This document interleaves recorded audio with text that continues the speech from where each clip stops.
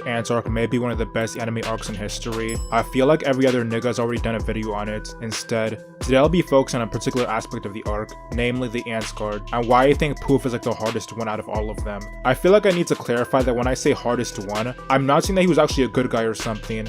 I just mean like from a thematic standpoint, he was the most interesting to watch. The arc itself just puts the series on a whole other level. I mean, York New City was cool and everything, but it would be cooler if the nigga who named it wasn't dyslexic.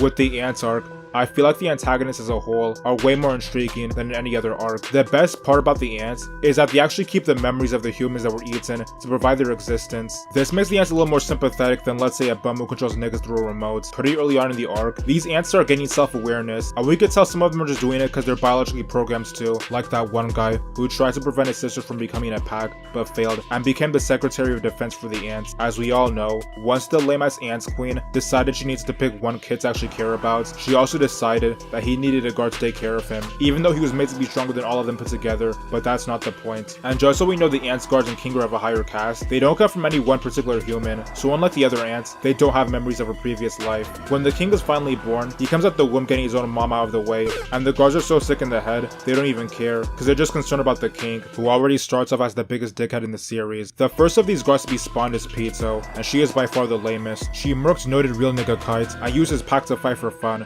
so of course gonna have to give her the hands afterwards. Also, she used some bum's brain to find out about chakra or something, but that was whatever. I mean, it was messed up and everything how it happened, but the nigga's time was coming. My biggest problem with Pizzo as a character is the fact that she has like no personality outside of meat riding the king. I mean, don't get me wrong, the other two stay on his dick as well, but at least they have enough distinguishable traits that you could try and guess what they would do if confronted by a difficult scenario. With Pizzo, there's never any attempts to go outside of what the king commands, and for that, she has to be an L character. If only she got rolled up sooner. The next is the Great Pouf, so let's just skip to Yuppie for now. Of all their guards, I'd say he's probably the nicest, despite looking the most like a creature from the underworld. I think that if he hadn't been an ants guard, he probably could have been converted, like some of the real ass ants that joined the winning team. Like with him, you can tell that he does what he does because he's programmed to.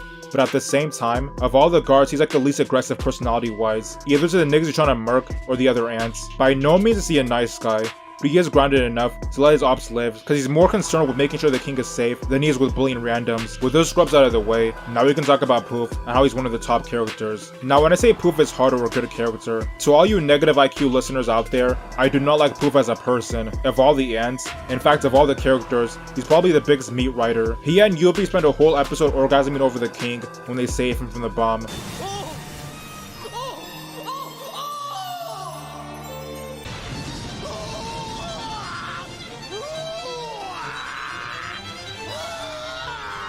Pouf is also like the most wicked of all the ants. While Pizzo would put the king's whim above any life, and Yuppie is also dick-eating, Pouf takes the devotion to a different level. Instead of just being devoted to the king himself like Pizzo, he's more devoted to the idea of an ants king, like what an ants king is supposed to look like. In his mind, it's up to him to make sure the ants king can be the king he was meant to be, even if that means deliberately lying to him or disobeying his orders. At first, you know, the dick riding comes natural to all of them, cause the king was being as much of a fuck nigga he was born to be. The problem comes in when a human girl begins to make the king think and act out of character. That girl, Komugi, is some chess player that spent her entire life being hoed by her family for being blind, and since they're all broke boys, they rely on her to survive through her reputation as a masterful Asian chess player. One day, the king called her over after taking over the country, which is like a ripoff of North Korea. When Komugi gets there, she just thinks it's another dictator, cause she can't see that a bunch of chimeras are standing in front of her, which is all the better for the king, cause he wants an actual challenge. You see, on top of being born the strongest character, the king was also born with the most intelligence too, so he had been gathering all the big brain niggas to compete with him in tabletop games, which of course he would beat them in,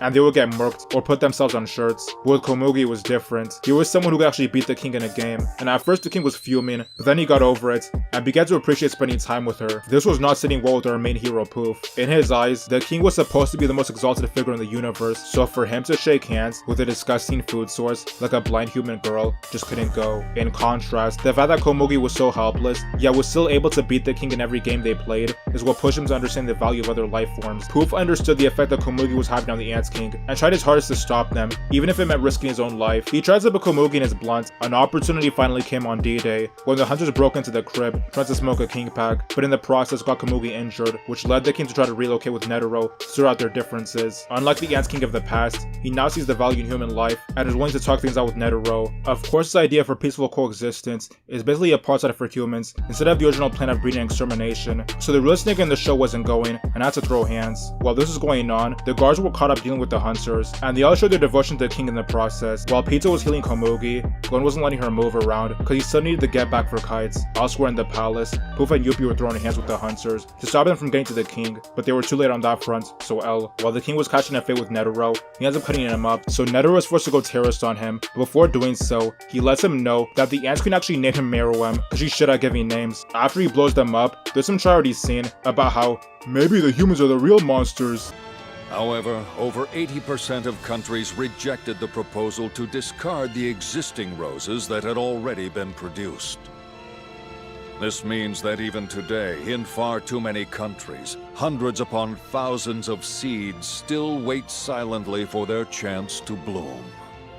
Nigga, no. You can show all the atrocities you want, but that doesn't change the fact that the Ants' whole goal was to exterminate almost all humans and force the survivors into breeding colonies, while knowing very well that humans are sentient. No matter how you spin this, Ants are definitely worse, and I say that as someone who recognizes the world doesn't need to exist. But back to the actual story. Pouf Andrew was scared from the guy he was fighting, and he and Youpi see the king has taken a massive L. After giving him some of their energy, they begin to revive him, and they have an orgy. Now Meruem is stronger than ever before, because the show is kind of biting Dragon Ball Z with the whole super perfect Cell thing. In fact, Meruem looks like Cell anyway. But despite Meruem's body being fully healed, he actually forgot most of the story arc, which was like the perfect opportunity for Pouf, with the king at maximum capacity, having no knowledge of Komugi. Pouf believes that if he rushes back to the crib before Meruem gets there, he can make sure Komugi becomes a memory, although one only in his mind. As it turns out, it looks like Youpi is actually on the same page as him. While you can see that the whole thing about Pouf being more devoted to the idea of the king than the king himself can apply to Youpi too, it's more prominent with Pouf. Youpi simply prefers the king to be a genocidal psychopath, but it doesn't keep him up at night knowing that he changed as much as it does for Pouf, while Youpi lends his support by covering for him. It's Pouf that actually goes out of his way to get Komugi gone. One beautiful thing about this arc is that it just keeps getting better and better, with Pito having to repay Gon in exchange for not murking Komugi when he had the chance. She had no idea what had been going on with the king. Like I said earlier, Pito was actually devoted to the king himself, so she sees Komugi's health as an extension of the king's. This puts her in direct conflict with Pouf, who's the main person targeting Komugi at this point. While Komugi is firmly in the hands of the allies at this part of the arc, Pouf tries all sorts of schemes to get her back, where he even goes as far as attempting to negotiate with Killua on the basis that Gon is in danger because of Pito and only he can stop her. From the look of it, Gon is almost certainly going to be killed before too long. You stand no chance of stopping Pito yourselves, but I can. And if you'll just hand the girl over, I'll be glad to stop Pito for you.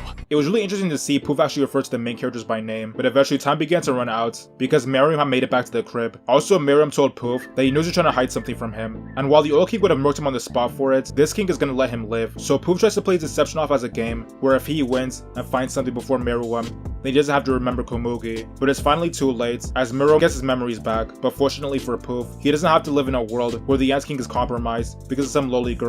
It turns out the bomb Netero let out wasn't just supposed to burn the king, cause niggas are so twisted, they really made a weapon that not only destroys the city, but gives anyone who contacts it an illness that spreads like the next 100 people they contact, which you could compare to how nuclear bombs mess up people's DNA in the real world, but still, this is like an illness that transfers from people to people, so no matter what, the Ant King was done.